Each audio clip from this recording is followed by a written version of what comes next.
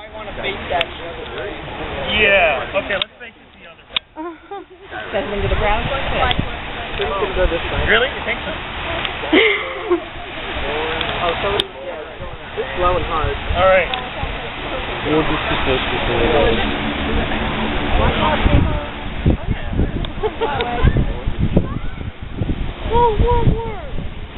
Oh my goodness, that's different. It's either going to be really impressive or I'm personally sorry and I'm not drawing insurance to cover it. All right. On my mark, you may embarrass me. Release. Wow, that worked. And you will always have a student who does that, so you have to train them not to while they're in the air. Oh, there you go.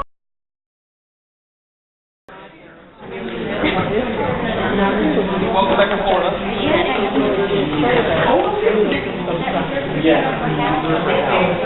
Inside the conference strip. Okay. Hey, it's been a while.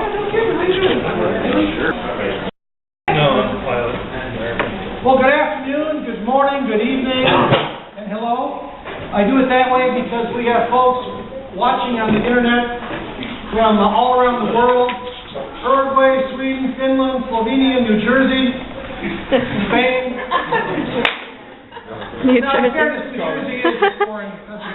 It is. Isengard, which apparently, if you're even nerdier than me, is a really funny joke. And my name is Hal Bidlack, and it's my pleasure to be your MC for today. Thank you for that thunderous round of applause.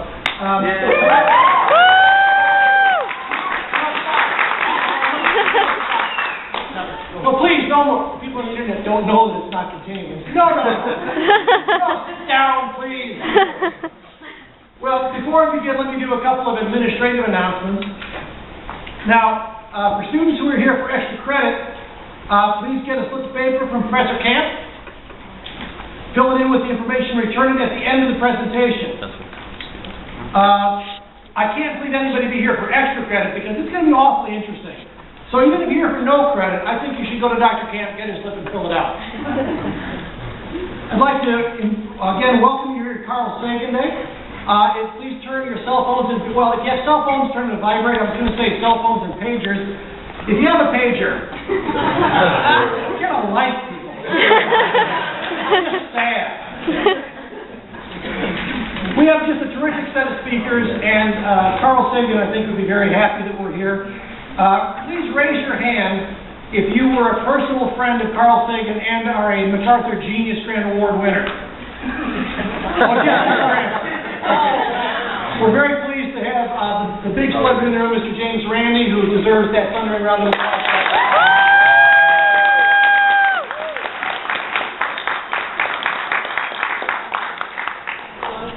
Somewhere, Carl Sagan just said, billions and billions of people are applauding James Randi.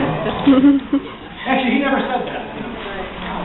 I'm also to announce in each talk, so you'll hear this a lot. There are some raffles going on. Check at the welcome table. They're raffling off a NASA flight suit complete with cap. And it says here a brand new Kindle signed by today's speakers. Now, my wife bought the one ticket so far sold. So I'd like to announce that raffle is now closed.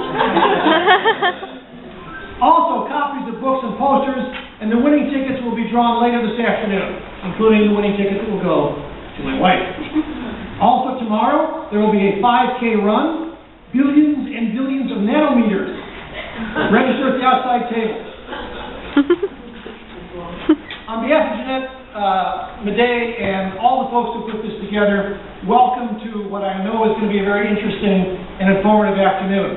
For those of you who are on the internet, at around 6 o'clock, please, using your own credit card, order and have delivered to this room 50 pizzas. If you can't be here, the least you can do is feed us. Well, our first speaker today really irritates the hell out of me, because I am now well into middle age, and she is what I call, affectionately, a punk kid. She's a punk kid who has already achieved a phenomenal amount. She's a graduate student at the University of Virginia, does radio astronomy, and I remember when I was an astronomy major, one of the most amazing things I learned about radio astronomy was that all the energy ever collected by radio astronomers in the history of people is less energy than is imparted by a single snowflake hitting a tape. She essentially listens to nothing. But from that, we get essentially the song of the universe. She is, as I say, a UVA graduate student with a passion for research and for teaching, especially for kids. She blogs for Discovery Space News, and like all of our speakers, indeed probably all of the audience was inspired by Carl Sagan. She is a noted regular public speaker. That's Dale. Give Dale a big hand. He's helping us all. Noted public speaker. And she also lectures on the epoch of reionization. But in fairness, who hasn't been to 4 or 5 lessons on the epoch of reionization? But the rest of it is awfully impressive. Now, I asked each of the speakers to tell me something interesting about themselves, or I said I would make it up. So what she said, and this is true, what she told us last night, she is a belly dancer who recently cut off all her hair.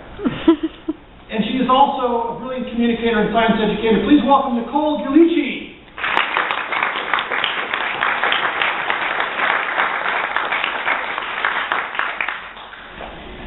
Thank you. Hello. Hi. I'm Nicole. I'm a graduate student at UVA. Can you guys see me okay? Sure. Okay. Yeah. So my Twitter handle is Noisy Astronomer, and yet I'm told often that my voice is kind of low and meek, and no one can hear me. So go figure. Today I'm going to be talking a little bit about the last 50 years of SETI. SETI is the search for extraterrestrial intelligence. It's our search for something out there that is maybe trying to communicate with us. Trying to communicate with us, or just something out there we can pick up signals of some civilization. So when a lot of people think of SETI, one of the first things they think of is this. Does anyone know what this is? That's the Drake equation. Right, Drake equation, yeah. This is a plaque that is hanging up at the National Radio Astronomy Observatory in Green Bank, West Virginia, where I spent a lot of time doing field work. It's an equation with a whole bunch of different variables in it, and we can talk a little bit about what's in them. The point is to try and estimate the number of communicating civilizations there are in the galaxy. Based on,